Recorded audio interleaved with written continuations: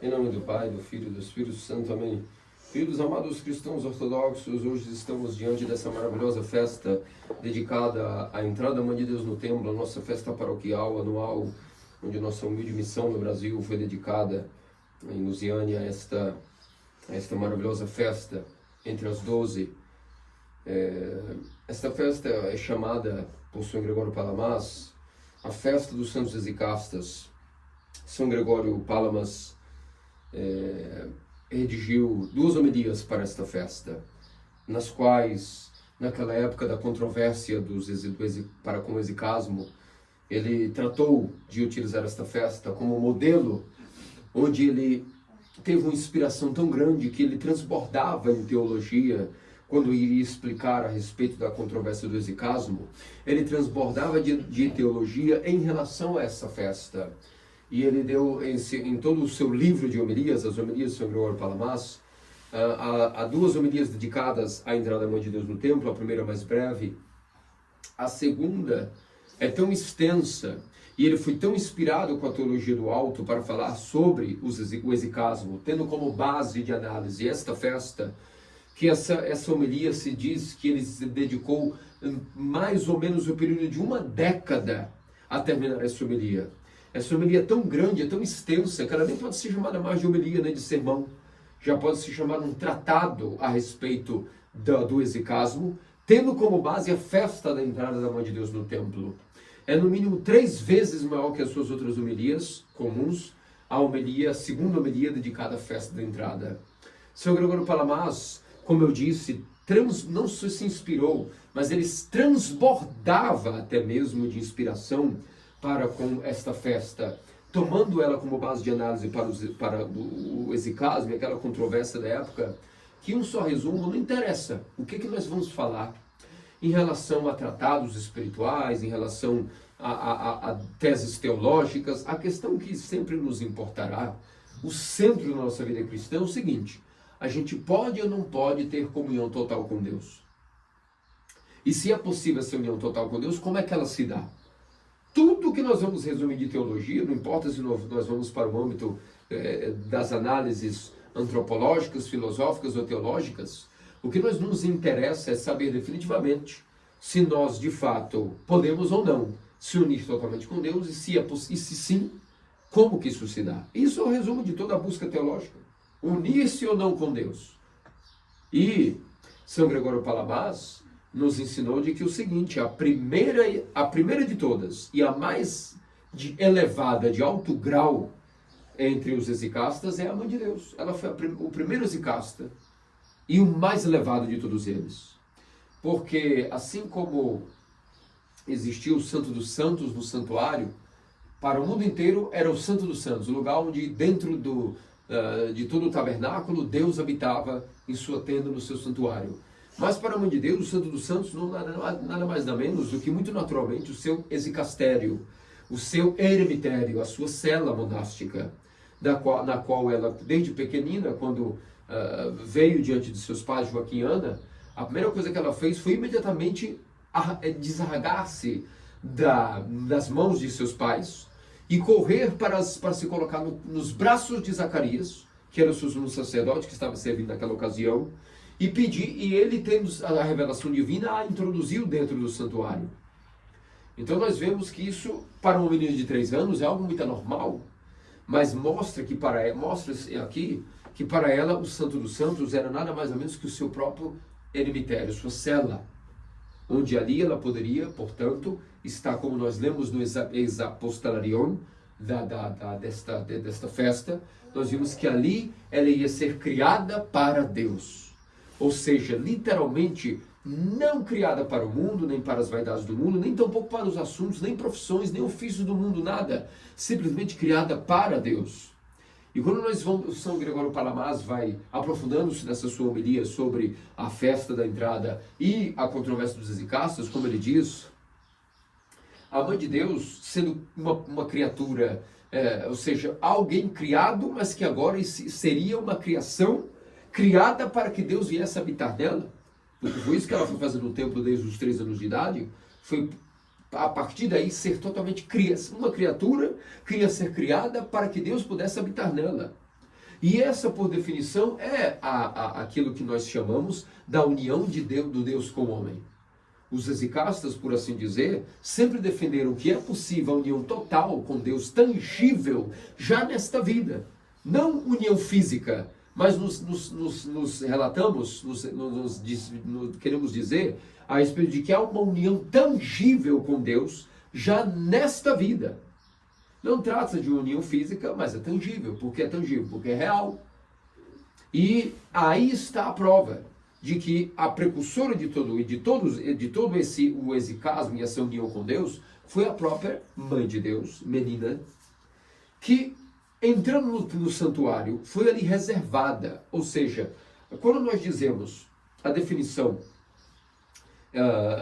analisando a vida dos exicastas, que alguém se consagrou para Deus, nós temos o modelo dessa festa, o que significa alguém ser consagrado para Deus. O que significa alguém ser consagrado para Deus? Alguém ter sido separado para Deus. A palavra consagrado tem como sinônimo separado para Deus. E a mãe de Deus, de fato, desde antes do seu nascimento, já havia sido separada para Deus. Após o seu nascimento, aos 3 anos de idade, foi separada para Deus. E no templo foi separada para Deus, até que Deus, aos 13, 14 anos dela, pudesse encarnar nela. Então, a pessoa que é consagrada a Deus é uma pessoa que se separa para Deus. E há algum fenômeno que nós vamos nos separando para Deus, em que sentido? Nos apartando das coisas do mundo, buscando a purificação das coisas do mundo, buscando a santificação em relação às coisas do mundo. Então, algo de nós consagrado a Deus, ou seja, separado para Deus, sendo mais puro, sendo completamente desvinculado de assuntos mundanos, de preocupações mundanas, algo em nós passa a ser, portanto, consagrado, ou seja, separado para Deus.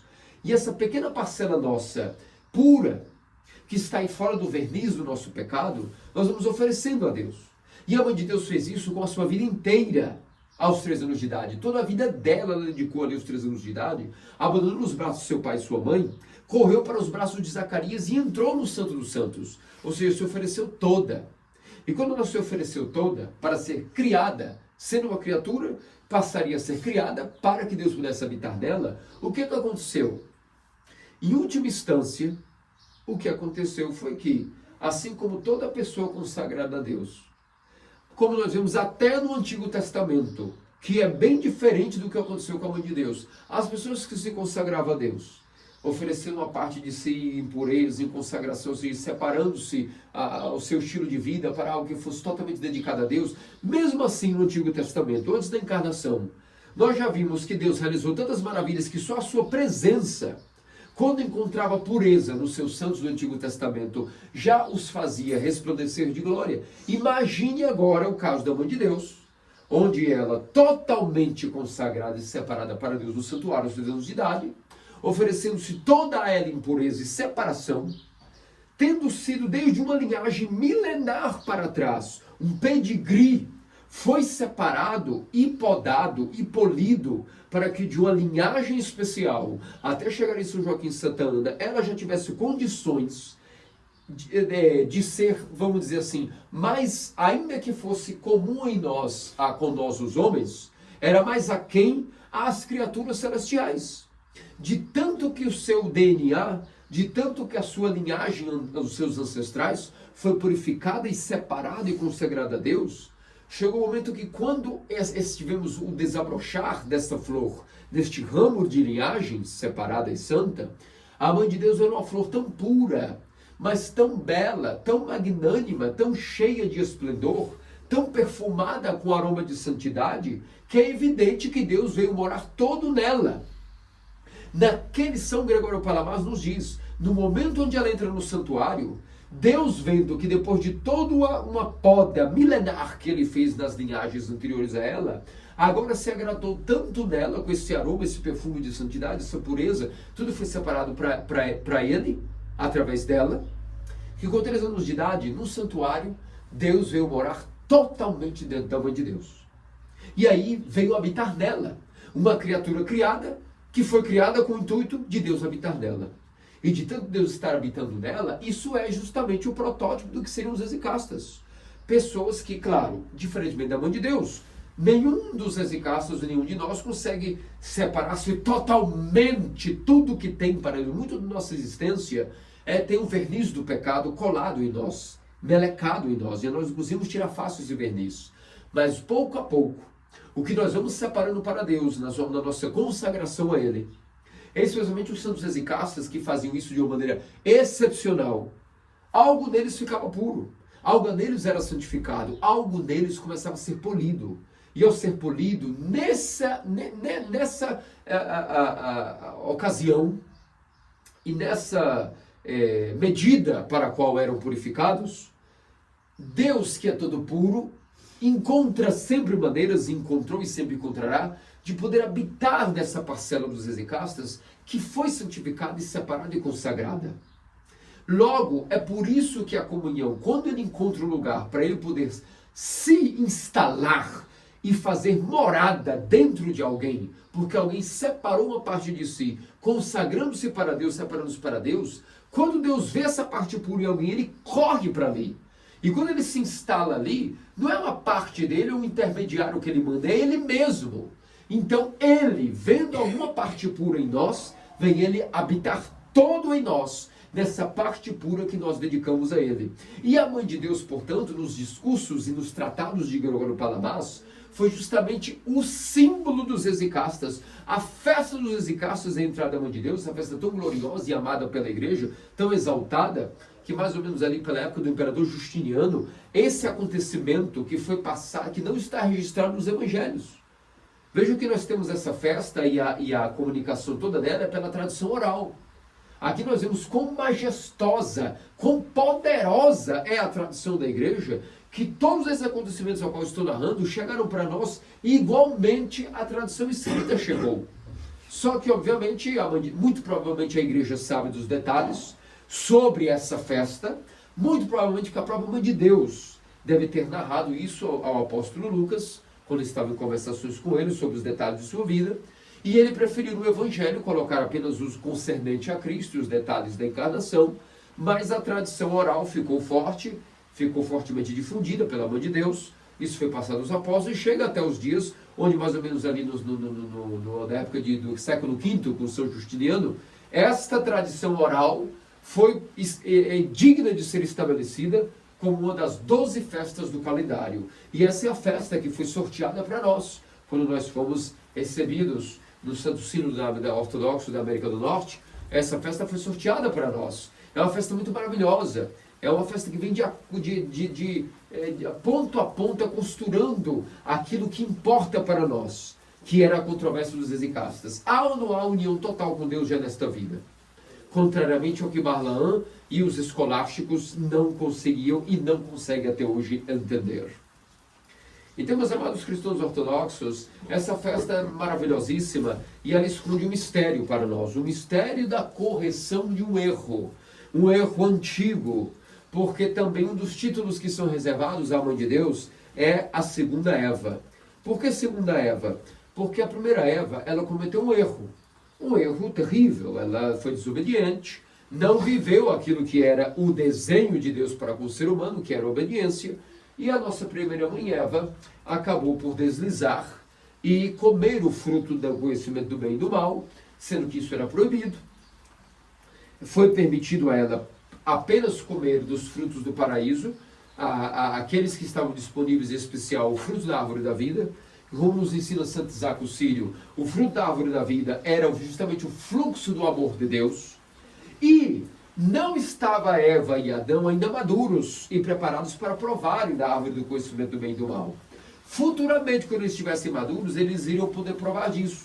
Mas Deus colocou eles em jejum em relação a esse fruto, porque para este fruto eles não estavam ainda prontos e maduros. Por quê? Porque primeiro nos ensina seu máximo confessor. Nós deveríamos primeiro nos amadurecermos no paraíso, quando digo nós, referindo à nossa natureza humana, na pessoa de Adão e Eva. Deveriam Adão e Eva, primeiro, terem se imbuído e se alimentado e nutrido muito tempo, primeiro do fluxo do amor de Deus, e após estarem muito imbuídos e repletos e alimentados por de longo período de dieta, com esse fruto da árvore da vida, que é o fluxo do amor de Deus, aí estariam numa ocasião que Deus veria em sua sabedoria, preparados para provarem do fruto do conhecimento do bem e do mal. Mas quando uma pessoa prova do fruto do conhecimento do bem e do mal, sem antes ter provado do fluxo do amor, uma perversão, uma distorção da realidade ocorre nessa pessoa. Quando nós vemos com as crianças, quando as crianças não têm o amor do pai e da mãe e vão ser expostos à pornografia, às impurezas do mundo, um trauma ocorre. Como elas primeiro não estavam cheias de amor, primeiro totalmente lotadas e transbordantes de amor, elas não estavam preparadas para lidar com esse mal da impureza. Ao contrário, no momento maduro, ninguém vai criar um filho numa bolha. Mas primeiro o filho já estando maduro em amor, ainda que ele veja a impureza, ele sabe como manter a impureza fora dele. Porque ele foi criado primeiro na pureza do amor do pai e da mãe. Então, ainda que ele veja o mal do mundo, isso não vai contaminá-lo. Porque ele mesmo, estando tão cheio de amor, a impureza do mundo não tem espaço dentro dele. O que grande problema é que hoje os pais e os filhos são criados de maneiras estranhas e vazias. Entra a primeira impureza, a pessoa está estragada para sempre. Porque ela não estava madura. Foi o que aconteceu com Adão e Eva. Eles não estavam ainda maduros para entender o discernimento do que significa o fruto do conhecimento do bem e do mal. E por isso, estando despreparada, Eva, quando ela prova, ela entende de uma maneira completamente equivocada, pervertida e distorcida o que significa o conhecimento do bem e do mal. E o que é o conhecimento do bem e do mal? Segundo o seu Máximo, o confessor, o conhecimento do bem e do mal não é o que a gente acha que é. Teologicamente falando, o verdadeiro conhecimento do bem e do mal significa o seguinte: o que nos leva para a união com Deus é bom. O que nos leva para a desunião com Deus, o que nos impede a união com Deus é o mal. Eva, imatura, ao provar do fruto, sem ainda estar totalmente repleta de uma necessidade maior, com amor maior, o que acontece?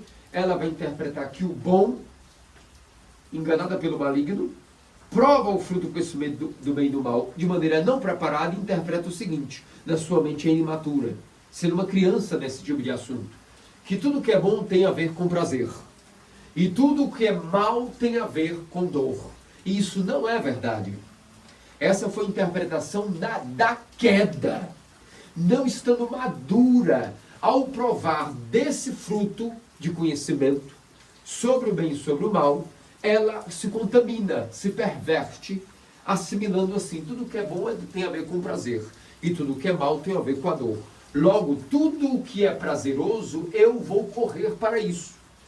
E tudo que é doloroso, eu vou fugir disso. E isso não é a realidade, meus amados cristãos ortodoxos. É aqui que nós vemos que hoje tudo está de cabeça para baixo. Tudo é uma loucura. Pessoas que deveriam, como eu disse, na festa dos exicastas, se consagrarem totalmente ao Deus que deles os chamou para serem separados, querem dar-se a casamento. Querem correr para o prazer, legitimando uma vida de marido e mulher romântica, achando que isso seria o bom para eles, e não é necessariamente. Assim como outros foram chamados para o casamento, mas não conseguem manter-se no casamento, porque não entendem, na verdade, o que significa o bem e o mal no casamento. E que no casamento não necessariamente o bom será o que dá prazer. E não necessariamente o que causa dor é mal e nem ruim. É por isso que fora da mentalidade de Deus, é muito difícil que alguém possa entender isso. Todos nós, por uma só instância, caímos como herdeiros dessa mentalidade de Eva, de nosso pai Adão e nossa mãe Eva. Nós acabamos por nos espatifar e acabamos nascendo, compreendendo o bem e o mal dessa maneira muito equivocada. Que tudo que é bom é vinculado ao prazer e tudo que é ruim é vinculado à dor.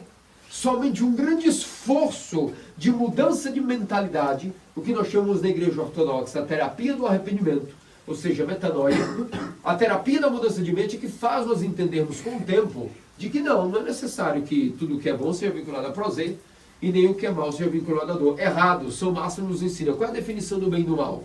Tudo que é bom é o que rápido nos faz unir com Deus. O que é mal? O que nos separa de Deus. Essa é a definição universal, cosmológica, antropológica, filosófica do que é o bem e do que é o mal, o que é bom e o que é ruim. O que é bom e o bem nos une com Deus, o que é mal nos afasta de Deus. Então, meus amados cristãos ortodoxos, nós vimos, por exemplo, que a mãe de Deus, já em si mesma, o mistério desta festa da entrada da mãe de Deus no templo, já é um mistério de correção desse primeiro erro da mãe Eva. Porque a mãe de Deus, sendo algo, imagine, é muito doloroso que uma menina de 3 anos saia fora da presença de seus pais e corra para os braços de Zacarias. Isso é doloroso para uma menina de 3 anos, mas ela não interpretava o bem e o mal assim. Ela interpretava o seguinte: a dor de abandonar os meus pais para fugir para Deus no santuário é bom por quê? Porque significa, em última palavra, veredicto. Eu abandonar os meus pais, Joaquim, anda e correr para os braços de Zacarias e que ele me leva ao santuário, é doloroso, mas é bom. Por que é bom? Porque me faz unir-me com meu Deus. O que aqui parece doloroso não é necessariamente ruim. Não tem a ver definição de bom e bem e mal com prazer ou dor, como a Eva mal interpretou e foi enganada por Satanás e nisso cai. E nós herdamos essa compreensão. Vejam que mistério esplêndido e magnânimo. A própria Theotokos sempre, Virgem Maria, aquela menina, 3 anos de idade, é doloroso, mas ela calculou, é doloroso, mas é bom. Por que é bom? Porque o que define bom é a união com Deus, então não me vou ainda que doa. Nosso Senhor Deus Salvador Jesus Cristo, antes mesmo de nascer, veja que a antecipação de tudo o que o verbo faria, negando-se a si mesmo, em dor, mas sabendo que isso nos uniria ao o gênero humano, o qual ele veio participar, através de seu sofrimento, mesmo assim, tudo o que ele sofresse seria para a união de Deus com o homem, e isso é, por definição, o bem. Isso já é antecipado na própria mãe dele. Antes mesmo da deificação ocorrer da Virgem, a presença de Deus total nela estava ali operando, de tal maneira que esse é o verdadeiro discernimento do bem e do mal. Às vezes algo para nós será muito doloroso, mas é o bom. É o bem e é bom. Por quê? Porque nos dá a união com Deus. Às vezes o que nos dá prazer não é algo bom, porque muitas vezes nos afastará de Deus. E uma pessoa que não entende bem isso não está preparada para casar. Não está preparada para tampouco assumir nenhuma responsabilidade da vida. Nem tampouco a dureza daquilo que é o básico, que é construir uma família. Já pensou se todos hoje vão construir uma família pensando nisso? Que toda a diretriz do casamento, por exemplo, será em vista do que será o bom vinculado ao prazer. Esse casamento, bem ou mal, não vai ter como prioridade a união com Deus. Os filhos não serão criados com Deus. Há mais uma geração perdida, mas tudo mais uma vez estragado. Então, meus amados cristãos ortodoxos, vejam que excepcional. Por esse mistério, por essa iniciativa magnânima da mãe de Deus, Deus vendo aquela flor perfumada, que foi a flor que brotou desse ramo que Deus podou geração após geração durante milênios, foi o que fez com que ele olhou de repente e percebeu. Deus se apaixonou pela mãe de Deus. Quando viu que aos 3 anos de idade, ela era toda pura, toda separada, toda consagrada a ele. E veio, portanto, fazer nela sua habitação. O mundo via o Santo dos Santos. Ou seja, o próprio tabernáculo era simbolizado no judaísmo como o mundo. O tabernáculo era o mundo. E dentro do mundo, o lugar mais santo onde Deus habitava, o Santo dos Santos. Para a mãe de Deus não era assim. Na verdade, o Santo dos Santos era a sua cela, o seu exicastério, o seu eremitério. E o Santo dos Santos agora era ela mesma. Lugar onde Deus veio habitar, todo é nela. Então a comunhão com Deus é possível sim nesta vida, como a própria mãe de Deus demonstrou pela sua iniciativa aos 3 anos de idade, já na festa da entrada da mãe de Deus no templo, em sua apresentação ao templo. Nisso, Gregório Palamas dedicou-se 1 década a esta segunda homilia dedicada a esta festa, no qual não pode ser chamado mais homilia nem sermão, já é um tratado, e no qual ele conseguiu vencer a controvérsia dos exicastas que os barlamitas e ocidentais estavam infiltrando-se na ortodoxia e negando que a união com Deus se dá desta maneira mística e total e tangível já nesta vida. Ora, se isso não fosse verdade, a própria festa da mãe de Deus não poderia ter existido. Aos 3 anos de idade, ela não teria sido cumprida a profecia de que ela era o Santo dos Santos. Ora, se é o Santo dos Santos, que Deus veio habitar todo nela, porque viu nela sua morada, porque ela era toda pura, toda perfumada em odor de santidade. Obviamente, isso vai chegar ao cume maior, ao pináculo de tudo, naquilo que é o esplendor de sua ultradeificação, que é quando houve a encarnação do Verbo aos seus 13, 14 anos de idade. E a partir desse mistério da encarnação, a deificação dela é completada. O verbo primeiro termina a deificação dela para poder vir então a nela habitar. E a partir desse mistério, nós temos toda a nossa salvação. Porque como nos ensina também seu máximo confessor, é que o mistério pelo qual Cristo, o seu corpo e seu sangue são antídotos para a morte, é que esse corpo foi gerado em uma virgem toda pura e a sua concepção foi sem prazer. Como foi sem prazer e sem o poder da corruptibilidade, obviamente até esse corpo foi concebido sem a utilização de prazer e de corrupção. Então, a morte que utiliza da corrupção para ter poder sobre nós, não poderia nunca ter poder sobre esse menino, sobre esse corpo, que foi gerado em uma virgem toda pura, na qual Deus habitava toda nela, não por intermédio de alguém, não de uma maneira simplesmente só a nível moral, ou nível mental, psicológico, que ele criava uma graça e dava essa graça para ela. Não, ele mesmo todo veio habitar nela. E é por isso que qual foi o resultado? De tanto Deus morar dentro da virgem e habitar nela, qual foi o resultado? Que ele se fez carne dela. Percebem aqui o nível de grandiosidade dessa festa? De tanto Deus habitar tanto na virgem pura desde os 3 anos de idade, de tanto fazer literalmente morada nela, com todo o seu ser. Como isso é possível? O mistério da deificação. O Deus absconditus torna-se o Deus revelatus. O Deus inacessível à razão se dá todo através de suas energias. E esse é o mistério da, inclusive, purificação, santificação e, última palavra, até deificação de um ser humano. O que ocorreu na Virgem e o que Cristo fez em si, através dela, de tanto morar nela todo, uma hora se fez até carne nela. De tal maneira que a Virgem, claro, ela ainda que era igual a nós, criatura humana, era muito mais aquém aos poderes celestes, e nisso ela tornou-se uma fronteira entre o criado e o incriado, o visível e invisível, os anjos e os homens. Então Deus se deu todo nela com sua energia. Ela, sendo uma carne toda pura a Deus, o resultado disso foi que uma carne e divindade se uniram nela. E Deus nela se encarnou. Isso não teria sido possível. Se toda a teoria do exicasmo não fosse possível, primeiro nela, a rainha dos exicastas. Aqui nos ensina o que é o exicasmo. Aqui nos ensina a Ezequiel, o silêncio, a oração, a presença total de Deus em nós, ao menos nas parcelas de nós impuras que nós vamos separando e consagrando para Ele. E esse é o estilo de vida ortodoxo, de comunhão em comunhão, de jejum em jejum, entendendo o que é bem em relação à união com Deus. E não é necessário a prazer. Aceitando o que é doloroso, como se for para que me una com Deus, tampouco é mal. E nisso, nesse discernimento, nós vamos avançando na vida espiritual, pelas orações da Mãe de Deus, na comunhão dos seus santos. Tudo o que ocorreu nela, através de Cristo nosso Senhor, se vai repetindo nos santos, se vai repetindo em nós, num período que chama-se purificação, depois de purificação, santificação, e por último, deificação. É a única coisa que importa nessa vida, meus amados cristãos ortodoxos. Se nós estamos ou não nesta vida nos unindo com Deus. Tudo demais, até a teologia, tudo que ela fala, em resumo, a única coisa que importa é isso. Não há nenhum tratado antropológico, filosófico e teológico que seja mais importante do que nós entendermos se nós estamos nessa vida nos unindo ou não totalmente com Deus. Por isso vamos festejar com muita magnitude essa festa, é a nossa festa. Daqui a pouco vamos preparar um bom peixe com um bom camarão, algo para festejar mesmo na época do jejum de Natal. Vamos fazer uma boa refeição, vamos festejar, vamos nos alegrar, nos renovar com esse ânimo, que graças a Deus comungamos os santos dons dessa festa, vencemos as tentações e estamos mais um ano comemorativo.